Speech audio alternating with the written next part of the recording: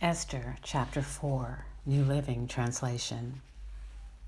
When Mordecai learned about all that had been done, he tore his clothes, put on burlap and ashes, and went out into the city crying with a loud and bitter wail.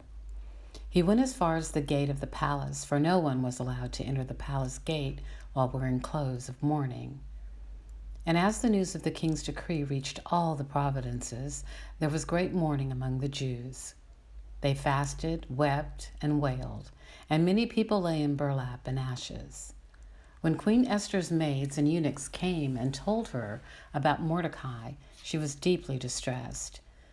She sent clothing to him to replace the burlap, but he refused it.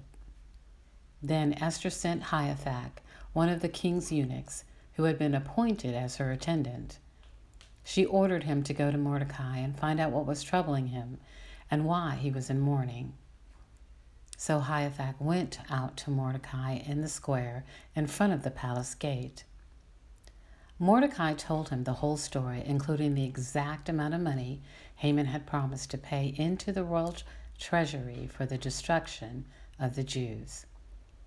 Mordecai gave Hathach a copy of the decree issued in Susa that called for the death of all Jews.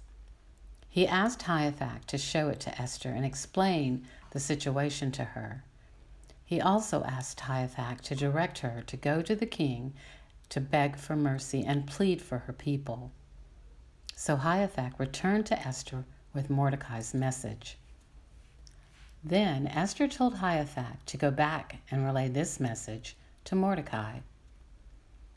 All of the king's officials and even the people in the provinces know that anyone who appears before the king in his inner court without being invited is doomed to die unless the king holds out his gold scepter. And the king has not called for me to come to him for 30 days. So Hathach gave Esther's message to Mordecai. Mordecai sent this reply to Esther. Don't think for a moment that because you are in the palace, you will escape when all other Jews are killed.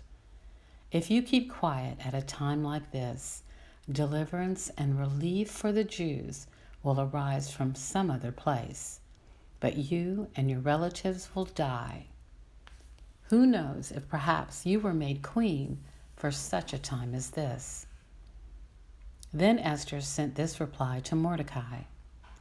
Go and gather together all the Jews of Susa and fast for me. Do not eat or drink for 3 days, night or day. My maids and I will do the same. And then, though it is against the law, I will go in to see the king. If I must die, I must die.